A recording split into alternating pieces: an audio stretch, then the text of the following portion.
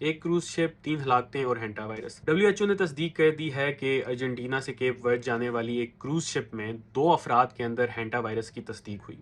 ان میں سے ایک 69 سال کی ڈچ خاتون تھی جو اس وائرس کی وجہ سے ہلاک ہو گئیں، جبکہ دوسرے ایک برطانوی شہری ہیں جو کرٹیکل حالت میں ہیں اور اس وجہ سے انہیں ساؤتھ افریقہ کے ایک ہسپتال میں شفٹ کر دیا گیا ہے۔ خاتون کے علاوہ کروز شپ پر 2 مزید ہلاکتیں ہوئی ہیں، جن میں سے ایک انہی خاتون کے خاوند ہیں جبکہ ایک جرمن سٹیزن ہے۔ ان کی ہلاکت کیوں ہوئی اس پر انویسٹیگیشن جاری ہے۔ ہم سب کو کورونا کا ایکسپیرینس ہے، اسی وجہ سے کسی بھی وائرس کا نام سن کے پہلی چیز ذہن میں پہلا سوال یہ آتا ہے کہ یہ وائرس پھیلتا کیسے ہے۔ ہینٹا وائرس کی بات کریں تو یہ انفیکٹڈ چوہوں کے پیشاب، پخانے اور سلائیوا کے ہوا میں موجود پارٹیکلز کو انہیل کر لینے سے ہوتا ہے۔